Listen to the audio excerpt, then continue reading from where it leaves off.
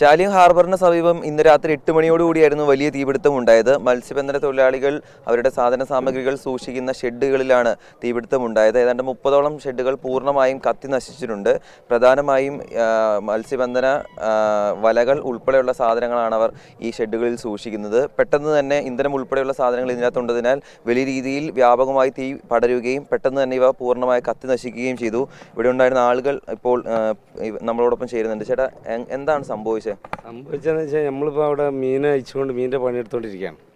അപ്പോൾ ഒരു ചെറിയൊരു നമ്മൾ സാധാരണ ഒരു തീപ്പെട്ടി കൊള്ളി എത്തി കത്തണമായിട്ടൊരു ചെറിയൊരു ലൈറ്റ് ഇങ്ങനെ മേലോട്ട് വന്ന് അവിടെ നിന്ന് ഇങ്ങനെ ഞാനും വേറൊരാളിട്ട് ഇങ്ങനെ ഓടി വരുമ്പോഴത്തേനും ഒരു സെഡിന് തീ പിടിച്ച് ആ ഒറ്റ സെഡുമ്പോൾ തന്നെ മൊത്തത്തിൽ ഒരു 5 മിനിറ്റ് കൊണ്ട് 5-6 മിനിറ്റ് കൊണ്ടിട്ട് ഒരു 10-15 സെഡിന് മൊത്തത്തിലായിട്ട് തീപിടുത്തം തുടങ്ങി.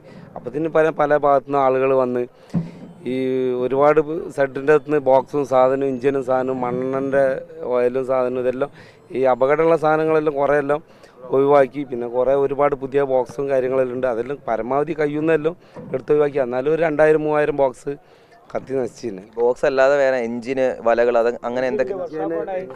എഞ്ചിൻ്റെ വർക്ക്ഷോപ്പാണ്, മെക്കാനിക്കിൻ്റെ ജംഷീറിൻ്റെ നടത്തുന്ന ഓൾറെഡി ഉള്ള വർക്ക്ഷോപ്പാണ്.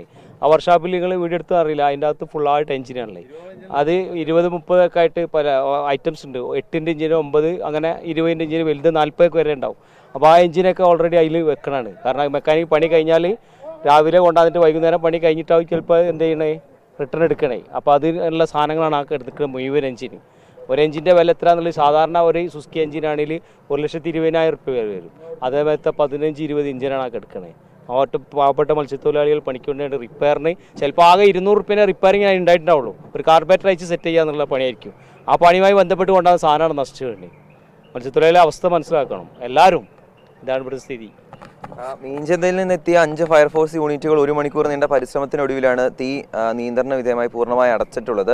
ഇവിടെ ഉണ്ടായിരുന്ന മരങ്ങൾക്ക് ഉൾപ്പെടെ തീ പിടിച്ചിട്ടുണ്ട്. അതും 1 മണിക്കൂർ നീണ്ട പരിശ്രമത്തിനൊടുവിലാണ് അതും അണച്ചിട്ടുള്ളത്. ഇതിന് സമാനമായ രീതിയിൽ 2017-ലും ഇവിടെ തീപിടുത്തം ഉണ്ടായിട്ടുണ്ട്. അന്ന് വലിയ തീപിടുത്തമായിരുന്നു. ലക്ഷക്കണക്കിന് രൂപയുടെ നാശനഷ്ടം അന്നും ഉണ്ടായിട്ടുണ്ട് എന്നാണ് ഇവർ തന്നെ പറയുന്നത്. ഇതിൽ പോലീസിൻ്റെ കാര്യക്ഷമമായ ഒരു അന്വേഷണം വേണമെന്നൊരു കാര്യം മത്സ്യത്തൊഴിലാളികൾ ഉന്നയിക്കുന്നുണ്ട്. കാരണം ഷോർട്ട് സർക്യൂട്ടിനുള്ള സാധ്യതയില്ല. ഈ ഷെഡുകളിൽ ഒന്നും തന്നെ വൈദ്യുതി ഇല്ല എന്നുള്ളതാണ് ഏറ്റവും പ്രധാനപ്പെട്ട കാരണം.